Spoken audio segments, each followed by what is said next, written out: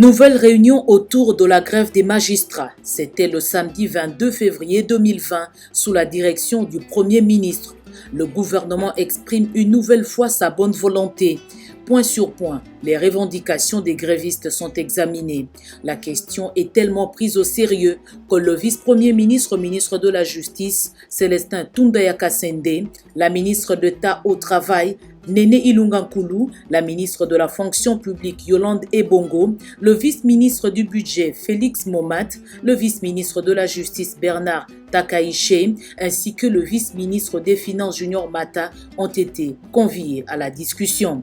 L'amélioration des conditions de travail de l'ensemble des agents et fonctionnaires de l'État est une préoccupation quotidienne du gouvernement.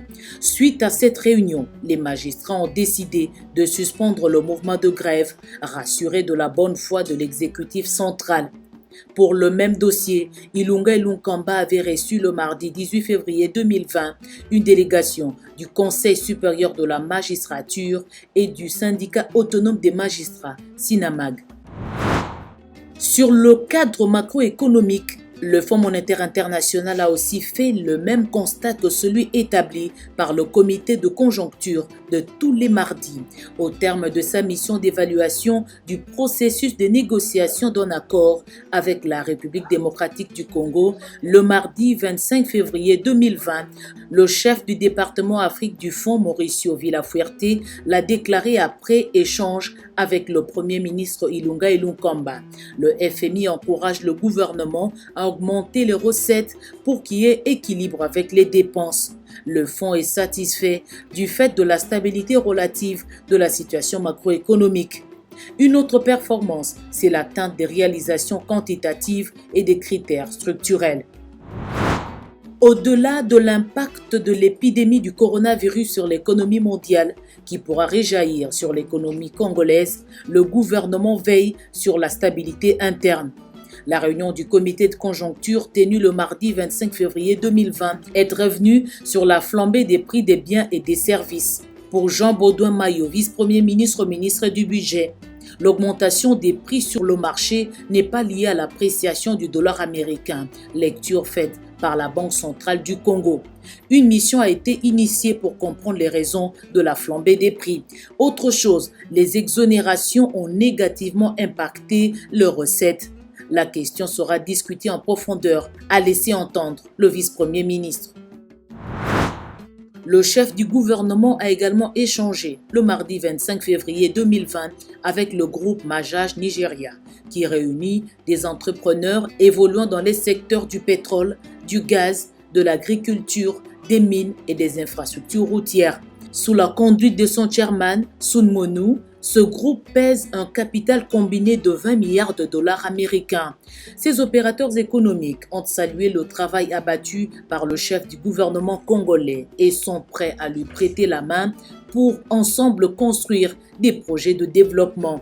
Ce groupe voudrait collaborer pour asseoir des réformes du système économique congolais aussi. 150 ans d'expérience dans l'exploitation du gaz et du pétrole, les interlocuteurs du professeur Ilunga Ilunkamba ont apprécié son attention soutenue. Le Premier ministre a suggéré une rencontre plus technique dans les prochains jours.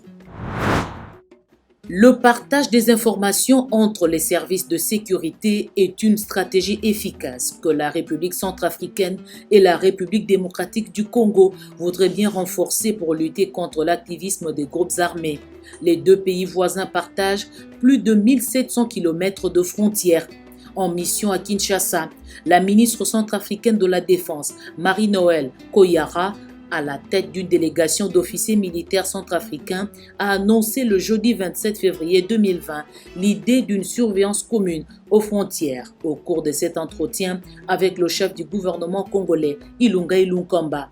L'objectif est de sécuriser les populations de ces deux pays frères appelés à la coexistence pacifique.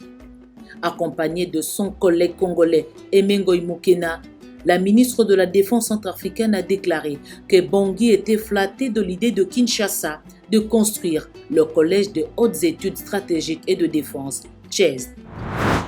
Les discussions avec l'association des professeurs de l'université de Kinshasa à Pekin sont portées au niveau du chef du gouvernement. Le 27 février 2020, le cahier de charges qui contient les revendications a été présenté au chef du gouvernement. Le professeur Mathieu Bokolo, président en exercice, appelle au calme. Nous sommes sur la bonne voie, a-t-il indiqué. Nous promettons de restituer le contenu de nos échanges à la base. En attendant, l'APUCIN appelle à l'apaisement. Le chef du gouvernement, lui-même enseignant, est pleinement au fait des problèmes socio-professionnels contenus dans le cahier de charges présenté par cette association. Le port en eau profonde de Banana, gigantesque infrastructure, les constructeurs seront issus de plusieurs disciplines. Au cours de cette séance de travail, le ministre de Transport Didier Mazengo et son collègue Clément Kouété du portefeuille, ainsi que le président de la commission de suivi de ce projet, Siméon Monganga, ont échangé sur les aspects particuliers, notamment les contrats sur la construction des quais. Il ressort de cette séance de travail la nécessité de la mise en place d'une équipe technique sous l'autorité du Premier ministre pour étudier quelques aspects techniques de ce projet à soumettre au Conseil des ministres. Élevé au rang de grand cordon dans l'ordre Lumumba Kabila, feu le patriarche Antoine Gizenga Fondji a tiré sa révérence il y a 1 an. Le gouvernement qui a pris en charge les obsèques vient de rassurer son parti le Palou, conduit par le secrétaire général Luigi Gizenga, qu'il va honorer la mémoire de l'ancien Premier ministre à travers un mausolée. La délégation a noté avec satisfaction la volonté clairement affichée du Premier ministre Ilunga Ilunkamba d'honorer la mémoire du patriarche Antoine Gizenga, ainsi que les assurances du chef du gouvernement pour le respect de cet engagement.